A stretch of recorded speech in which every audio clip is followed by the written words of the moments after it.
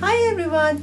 In this video, we want to discuss the weight gain induced by the use of antihistamines like diphenhydramine, chlorpheniramine, hydroxyzine, cetirizine, and other antihistamines. Can taking antihistamines make us fat? The answer is maybe. But why?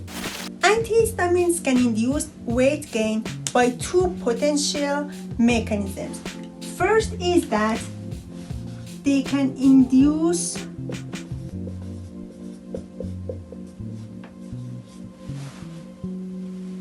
eating by increasing appetite.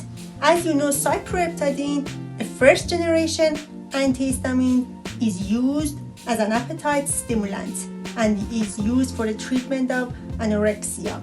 So, antihistamines, especially first generation antihistamines, can increase appetite, and that mechanism can make us fat by eating more. The second potential mechanism is that they are actually sedatives. They make us be less active. By reducing our activity, they can make us fat. So, these potential mechanisms are culprits for the induction of weight gain by antihistamines. Another main question is that which antihistamines have the least effect in this regard?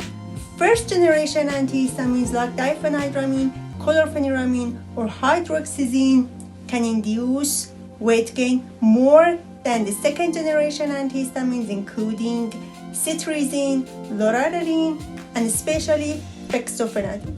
So, if you are concerned about this adverse event, about weight gain induced by the use of antihistamines, you'd better use second generation antihistamines, including cetirizine, loratadine, and especially Fexofenadine, which has the least effect in this regard. Hope you enjoyed this video. Please like, subscribe, and share. And don't forget to ask your questions in the comments. Thanks.